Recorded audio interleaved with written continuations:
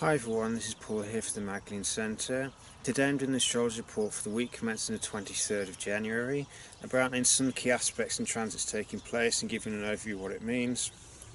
Before I do that, I just want to clarify, as I always do, that the astrology doesn't control our lives. It's about giving a context for what's unfolding around us. It helps us to understand what the collective energy is doing and what opportunities for growth and learning are there. But it's up to each and every one of us to take responsibility for our own lives. It's up to each and every one of us to take action based on the opportunities that present themselves to us so they're not squandered. But the astrology isn't force things to happen at the end of the day. We have free will and we're responsible for how we exercise it. And it's up to us whether we seize the opportunities presented to us by the astrology to learn certain lessons, or if we decide not to engage with the process, as it were. Now, in terms of the astrology this week, it's following on from the lunar eclipse in Leo on Monday, so the energy from that will still be pretty high. It's often felt up to a week after the event itself, because eclipses are particularly powerful. So we may still be feeling the effects of that, because the moon begins in Leo, so it's about that creativity and love.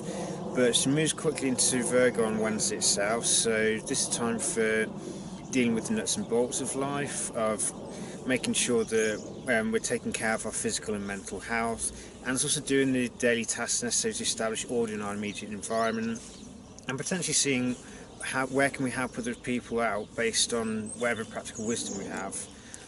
On Friday, the moon will move into Libra, so this is a time for kind of building those bridges with people. It's a time to seek diplomatic solutions for any ongoing problems. There's also dealing with those one-to-one relationships and making sure that there's a foundation of equality to them. On Sunday, the moon will enter Scorpio. This is a time for digging much deeper, and we may find old emotional stuff come to the surface.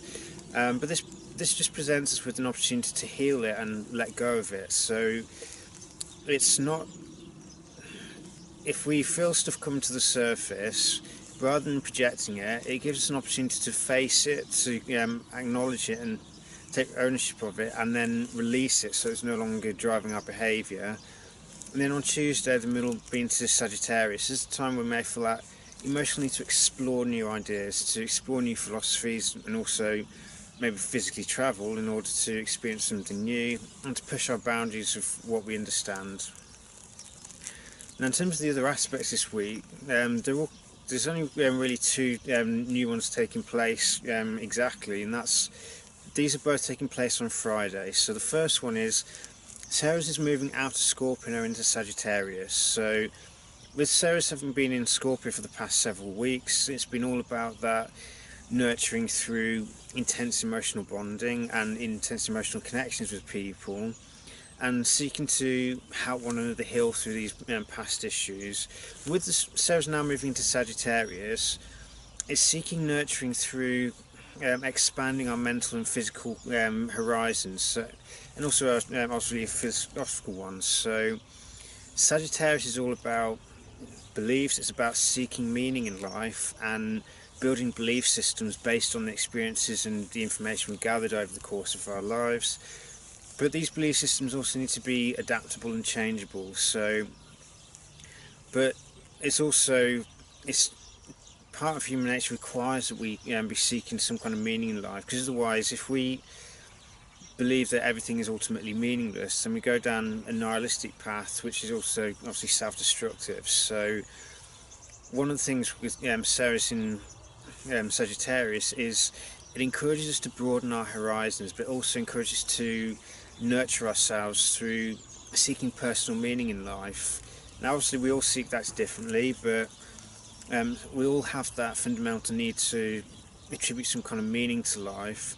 But it's also important that we seek to attribute positive meaning and seek lessons in everything, to see how we can keep pushing forward and expanding our consciousness into greater and greater depths and greater heights, because it's through this that we empower ourselves, we keep pushing forward, and we keep expanding our minds to see things from an increasingly broad perspective, because this is what also allows us to build tolerance and accept differences with one another. So rather than, because Because the more broad-minded we can be and the more expansive our perceptions are, the more we can see that everything is actually interrelated. So getting defensive over belief system is actually a bit farcical when you get to that kind of level of understanding.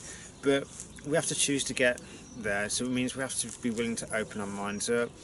And we also need to encourage one another to do that. It's not just about ourselves, because we're all part of the collective whole at the end of the day. It's nurturing ourselves and nurturing other people in terms of encouraging them to expand their mental capacities, expand their level of perception, and offer viewpoints, but not try to sway them to our own way of seeing things. Everyone has their own experiences which shape their beliefs. So it's important that it's done in a loving way and not about trying to convert someone to one way of seeing things and getting them to ignore their own personal beliefs or ignore their own personal journey. On the same day, we've got Mars in Aries forming an exact trine to Jupiter in Sagittarius. This trine is particularly powerful because both planets are in their home signs. It's very fiery, as it were. So this can be incredibly positive, or it can be very negative, depending on what level of consciousness we're operating at. So Mars deals with assertiveness, of taking action and making sure that what we're doing, so it's having that willpower, that confidence, that desire, that enthusiasm, that passion for something. But on the shadow side, it can also be very angry, it can be impulsive, it can be irresponsible, it can be aggressive. So we've got that duality to deal with Mars. With Jupiter, on the one hand, it can help us to see things from a broader perspective, it can help us to understand the bigger picture through aligning with natural laws. It can be a powerful teacher that shows us that our potential is linked to how much we believe in ourselves to some extent, and if we want to maximise our potential, then we have to transform our belief systems to ones that are fundamentally positive, that are life affirming, and trust that there's always a meaning behind some of those things. Happen for a reason. We may not necessarily know them, but everything is fundamentally operating for a higher good.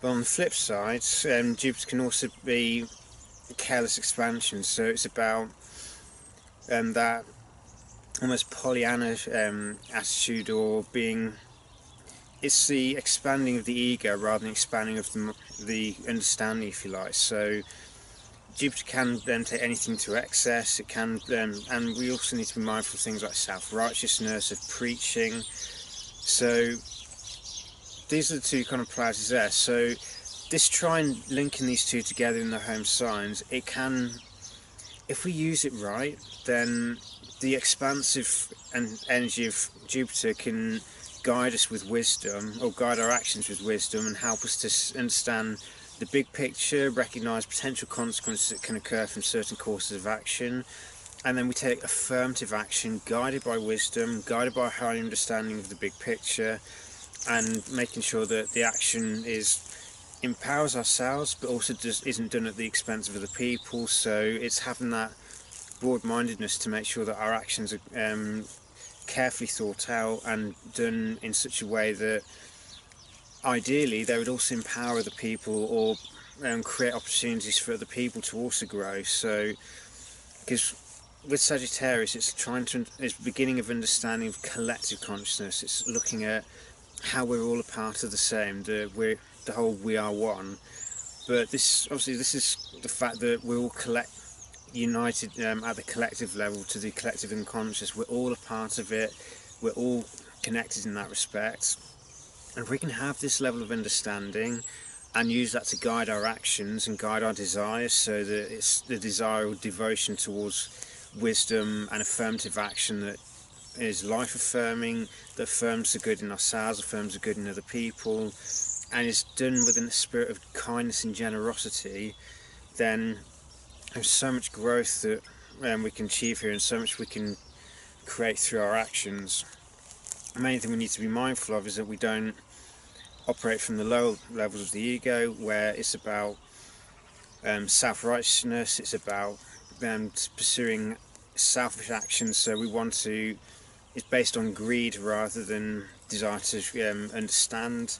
So it's moving beyond that me, myself and I mentality of pursuing anything and not caring if we run over other people in the process. Instead, looking at how can we do things, how can we take action aligned with natural laws and guided by a spirit of love, of kindness and generosity.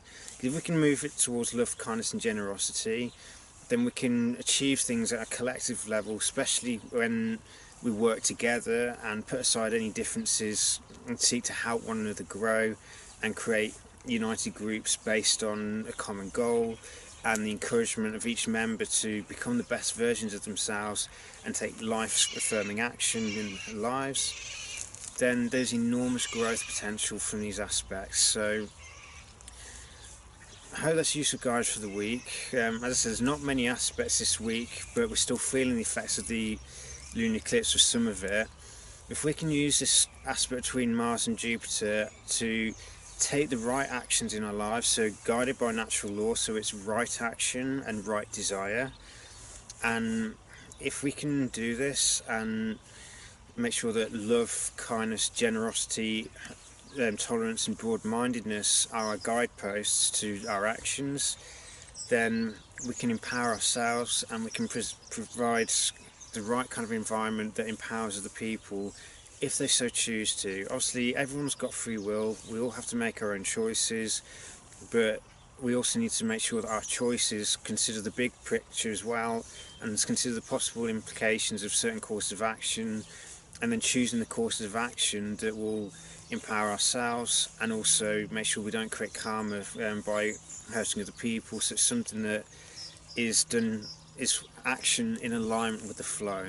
The more we can go with the natural flow of the energy and the more we can operate in divine flow rather than flow of the ego, then we can elevate our consciousness to higher levels, we can expand our minds without the ego inflating, and we can make sure our actions are guided by these principles so that we operate from love and truth rather than fear and greed.